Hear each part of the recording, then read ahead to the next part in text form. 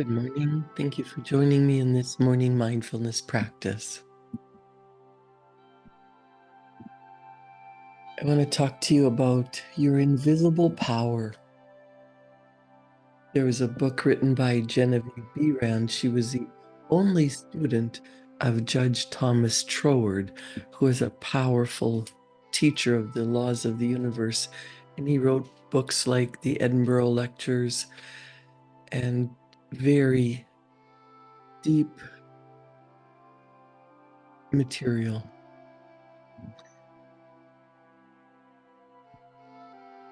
Genevieve talks about, she wrote this book for the purpose of furnishing you a key to the attainment of your desires and to explain that fear should be entirely banished from your consciousness in order for you to obtain possession of the things you want.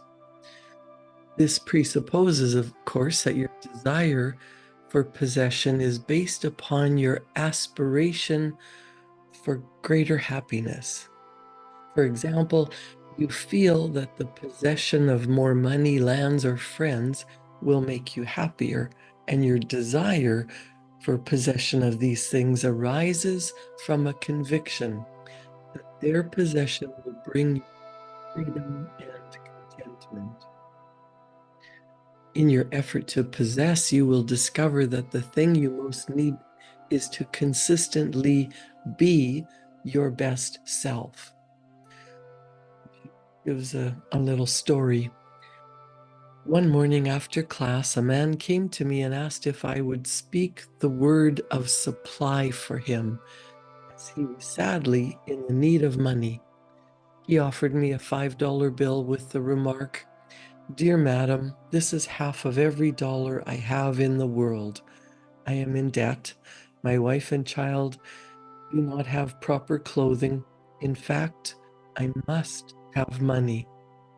I explained to him that money was the symbol of differentiated substance, that this substance filled all space, that it was present for him at that very moment and would manifest to him as the money he required. But he questioned, "It may come too late." I told him it could not come too late as it was eternally present. He understood, got the uplift of my spoken word. I did not see the man again, but 6 months later, I had a letter from him stating he was in New Orleans. He said, "I am well established here in my regular profession of photography. I own my own home, I have an automobile of my own, and am generally prospering. And dear Miss Behrend, I want to thank you for lifting me out of the depths that day in New York." 3 days after I talked to you, a man whom I had not seen for years met me on the street. When I explained my situation to him, he loaned me the money to pay my bills and come down here. The enclosed check is to help you continue your wonderful work of teaching people how to mentally reach out and receive your never-ending supply. I would not take anything for my understanding as you have given it to me. God bless you. A feeling that greater possessions, no matter of what kind they may be, will of themselves bring contentment or happiness is a misunderstanding. No person, place, or thing can give you happiness. They may give you cause for happiness and a feeling of contentment, but the joy of living comes from within.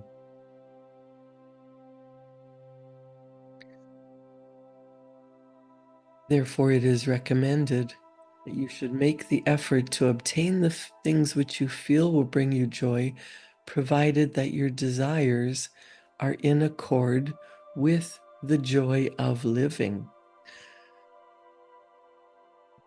It is also desired to suggest the possibilities in store for all who make persistent effort to understand the law of visualization and who make practical application of this knowledge on whatever plane they may be.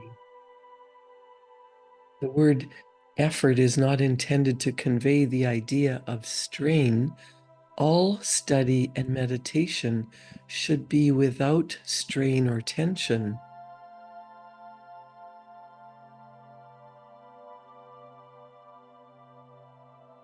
It has been my endeavor to show that by starting at the beginning of the creative action or mental picture, certain corresponding results are sure to follow.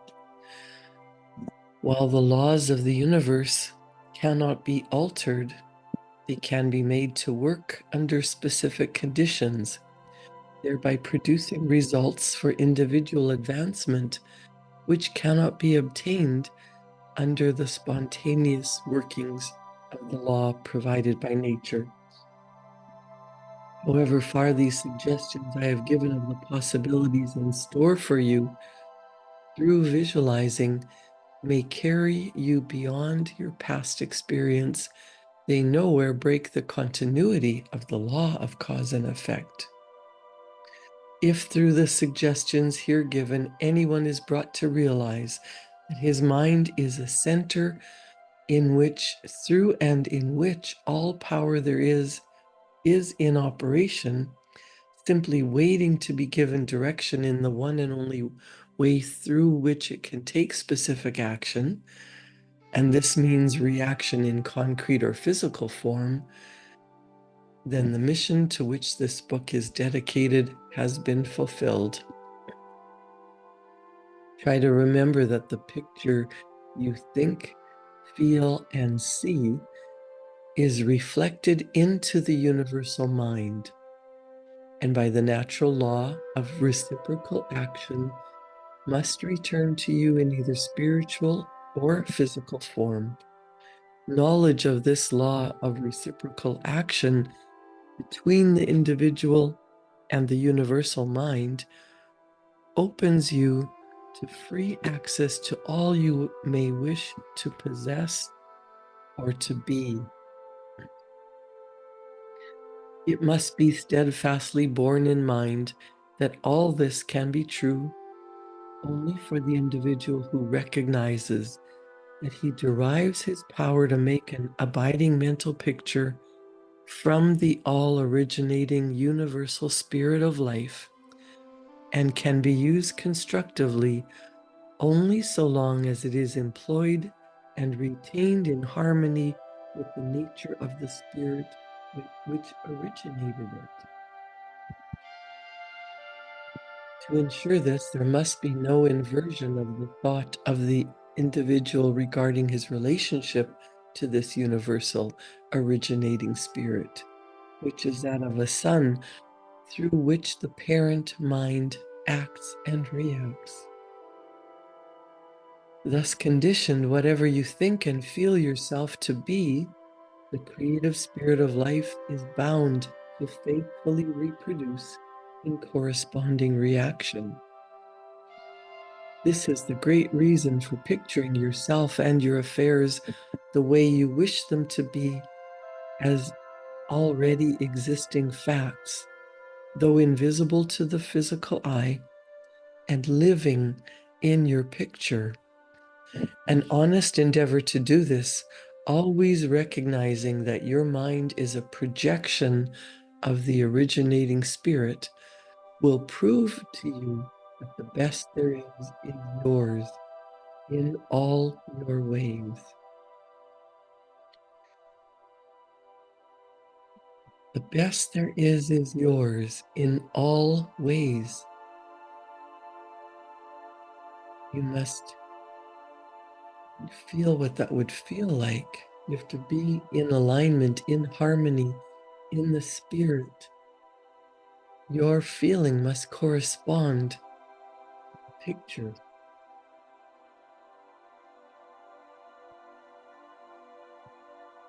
Genevieve Behrend said she was frequently questioned about her reasons for taking up the study of mental science as to the results of her search, not only in the knowledge of principles, but also in the application of that knowledge for the development of her own life.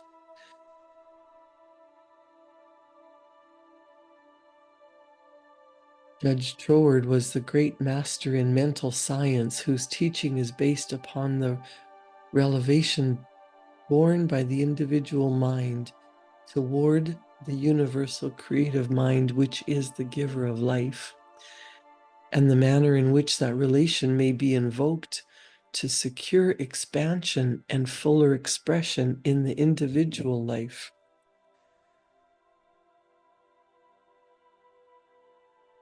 She talks about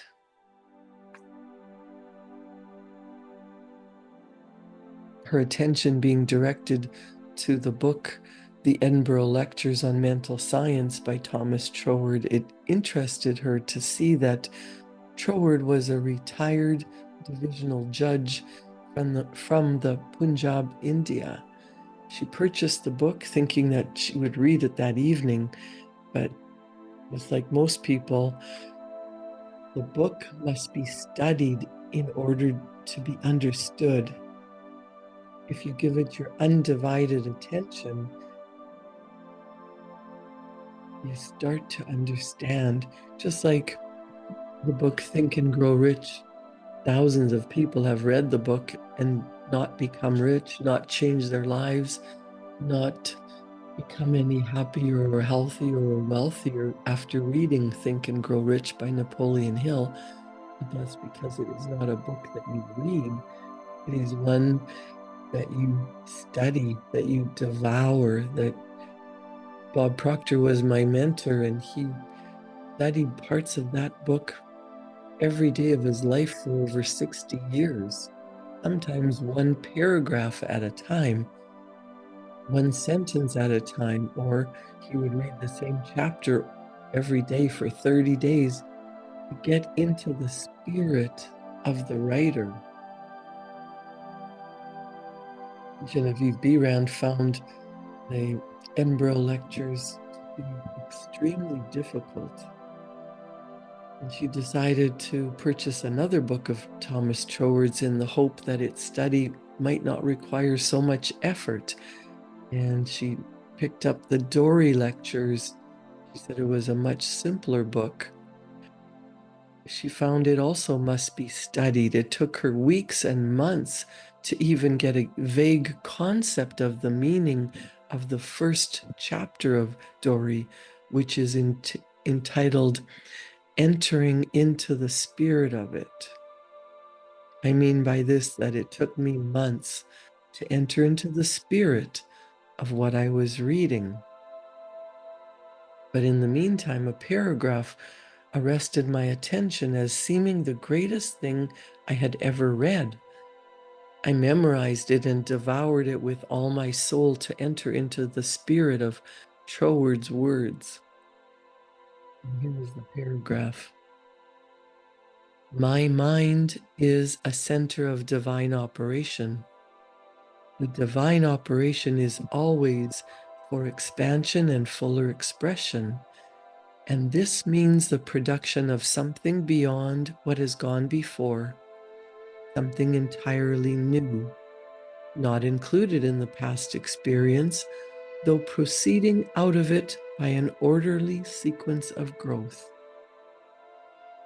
Therefore, since the divine cannot change its inherent nature, it must operate in the same manner with me. Consequently, in my own special world, of which I am the center, it will move forward to produce new conditions, always in advance of any that have gone before. Genevieve says, it took an effort on my part to memorize this paragraph, but in the endeavor towards this end, the words seem to carry with them a certain stimulus. Each repetition of the paragraph made it easier for me to enter into the spirit of it. The words expressed exactly what I had been seeking for. My one desire was for peace of mind. I found it comforting to believe that the divine operation in me could expand to fuller expression and produce more and more contentment. In fact, a peace of mind and a degree of contentment greater than I had ever known. The paragraph further inspired me with deep interest to feel that the life spark in me would bring into my life something entirely new. I did not wish to obliterate my past experience, but that was exactly what Troward said it would not do.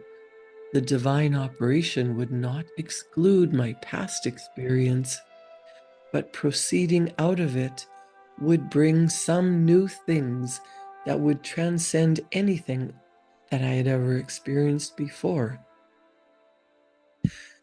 Meditation on these statements brought with it a certain joyous feeling. What a wonderful thing it would be if I could accept and sincerely believe beyond all doubt that this one statement of Troward's was true. Surely the divine could not change its inherent nature. And since divine life is operating in me, I must be divinely inhabited. And the divine in me must operate just as it operates upon the universal plane. This meant that my whole world of circumstances, friends, and conditions would ultimately become a world of contentment and enjoyment, of which I am the center. This would all happen just as soon as I was able to control my mind and thereby provide a concrete center around which the divine energies could play. Surely it was worth trying for. If Troward had found this truth, why not let the idea hold me to my task? My mind is a center of divine operation. The divine operation is always for expansion and fuller expression. And this means the production of something beyond what has gone before, something entirely new, not included in the past experience, though proceeding out of it by an orderly sequence of growth. Therefore, since the divine cannot change its inherent nature, it must operate in the same manner with me. Consequently, in my own special world, of which I am the center, it will move forward to produce new conditions, always in advance of any that had gone before.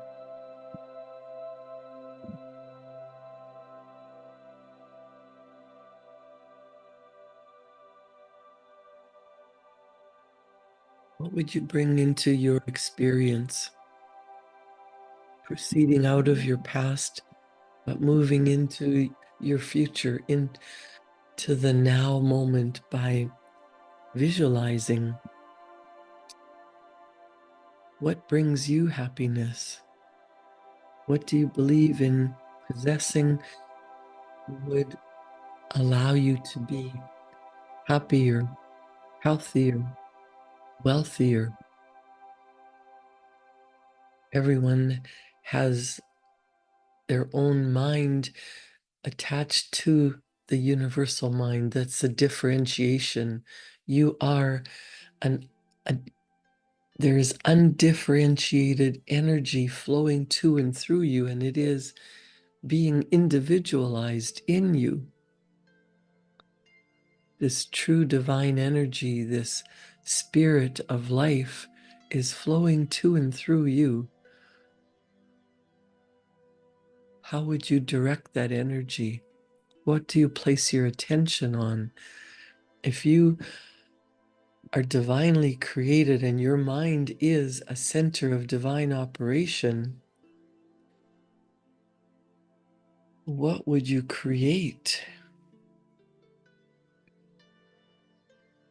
Your past does not define your future, but it proceeds in an orderly sequence of growth what's happened to you has got you to this place. You have become who you are through your past thinking, feeling, actions, behavior, experiences. Everything that has happened to you has happened for you, to strengthen you, to show you what you don't want and what you prefer. What there is can only be when you know what is not. So you focus on what you would love. What would you have become your physical experience, your manifestation? What would cause you to be happier, healthier, wealthier? Enter into the spirit. My mind is a center of divine operation. The divine operation is always for expansion and further expression. And this means the production of something beyond what has gone before, something entirely new, not included in the past experience, though proceeding out of it by an orderly sequence of growth. Therefore, since the divine cannot change its inherent nature, it must operate in the same manner with me. Consequently, in my own special world, of which I am the center, it will move forward to produce new conditions, always in advance of any that have gone before. What new conditions would you love to experience? Create them in your mind. Your mind is a center of divine operation. The visions that you see, the picture in your mind of love, happiness, joy, respect,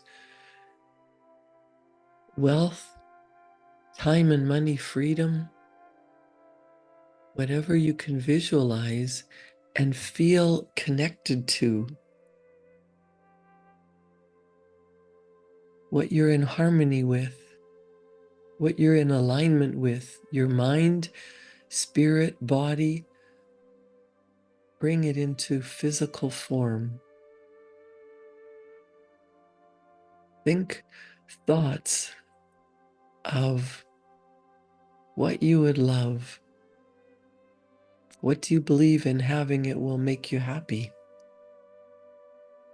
Get into the feeling of what that state of being is, what that would look like, what that would feel like.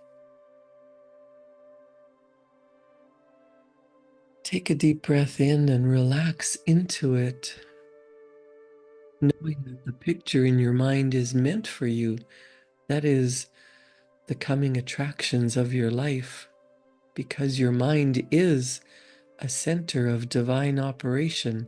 What you can think and feel is yours in the spirit of that divine energy shows up for you in the physical realm.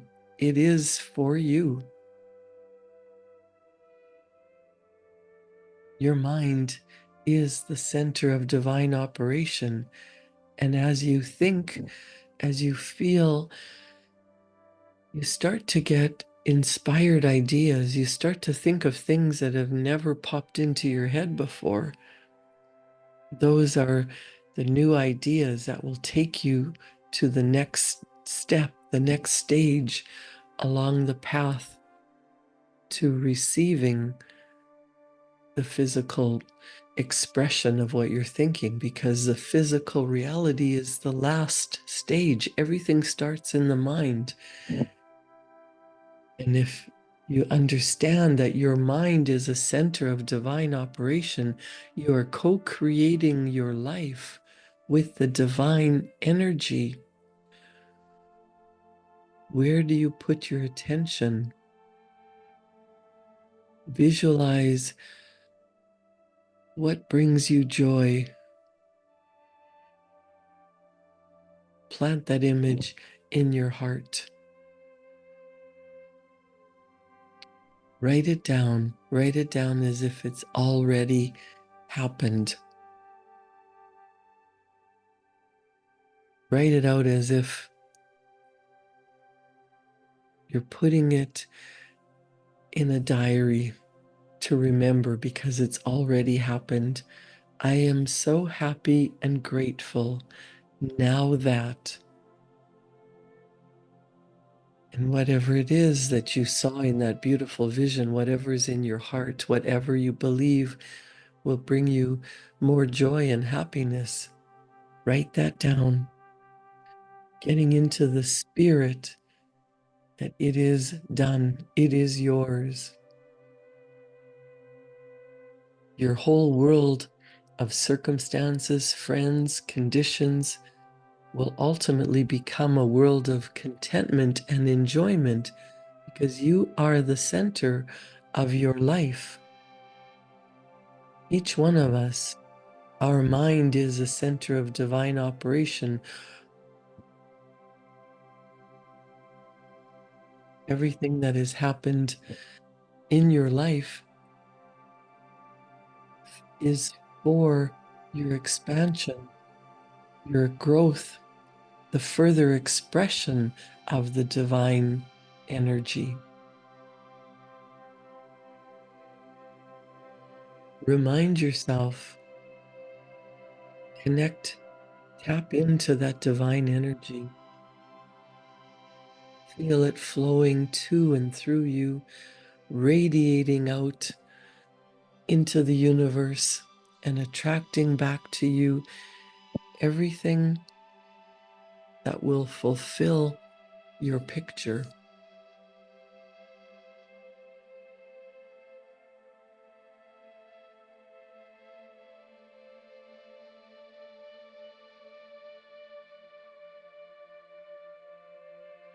I am so happy and grateful. My mind is a center of divine operation.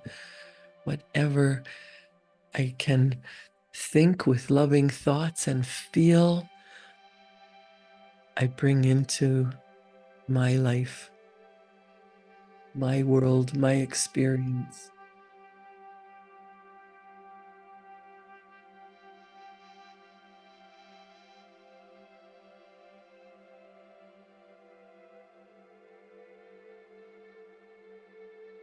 Give yourself permission to create what you want with ease and flow.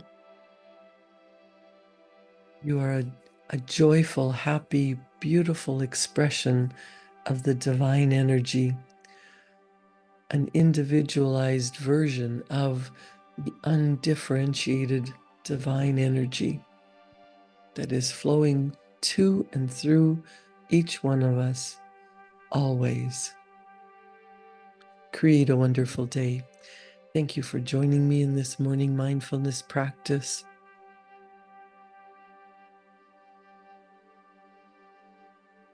If you enjoyed this, please tell your friends. Share this information. Have a wonderful weekend. I'll see you back here Monday morning at 7. Thank you.